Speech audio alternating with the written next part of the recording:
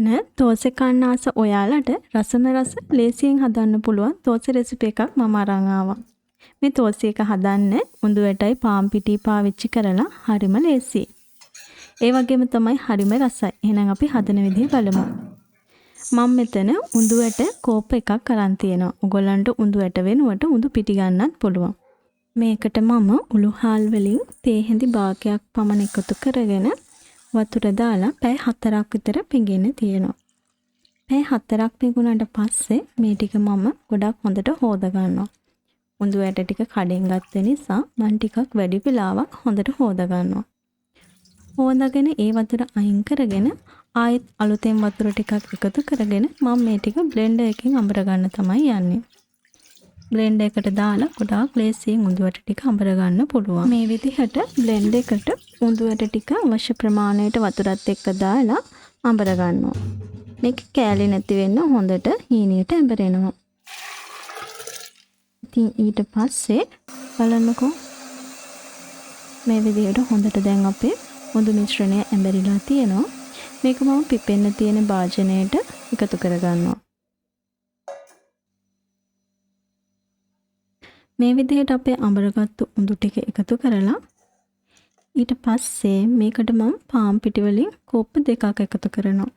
මම උඳු වැට කෝප්ප එකක් එකතු කරා මේකට පාන් පිටි කෝප්ප දෙකක් එකතු කර ගන්නවා. ඊට පස්සේ වියලි ඊස්ට් වලින් තේ හැඳි භාගයක් වගේ තේ හැඳකට අඩු ප්‍රමාණයක් එකතු කරලා මේ ටික හොඳට අනා ගන්න ඕනේ. මේ ටික අනාගෙන පැයක් වගේ වෙලාවක් තිබ්බහම ඇති හොඳට පිපෙනවා.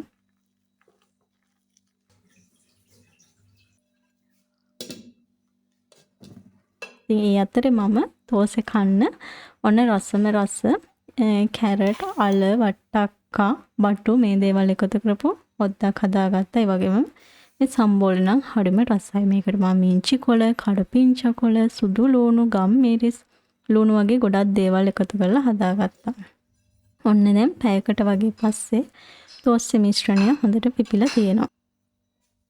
ඔයාලන්ට පේනව නේද? මේ විදි මේක හොඳට පිපිලා තියෙනවා. දැන් ඉතින් මේක මම ලුණු ටිකක් එකතු කරලා කලවම් කරගන්නවා. මේ වෙලාවේ මේකට තව කුගතිය වැඩි නිසා මම කරන්නේ පොල් කිරි පොඩ්ඩක් එකතු කරගන්නවා. එතකොට හොඳට රසයි. පොල් කිරි ටික එකතු කරගෙන ආයෙ කලවම් කරගන්නවා. මෙන්න මේ වගේ පදමට කෙරෙන පදමට එනකම් මේක හදා ගන්නවා.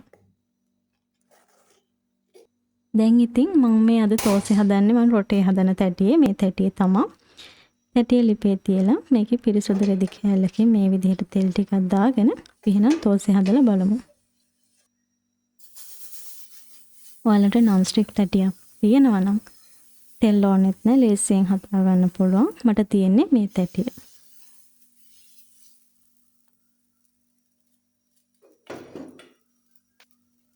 සාමාන්‍යයෙන් දෝසෙ හදන්න අපි හාල් පිටි වලින්නේ. දෝසෙ උඳු වැට වලට හාල් පිටි එකතු කරලා.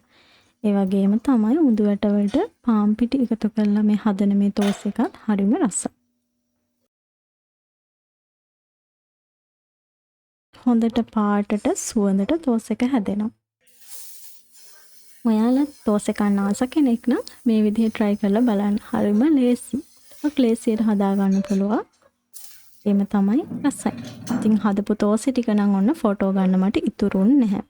වීඩියෝ කරන්න ඉතුරුන්නේ අන්තිමට හදපු දෝසෙ ටික විතරයි. හරිම රසයි. එහෙනම් තවත් වීඩියෝ එකකින් හමු වෙන්නම්.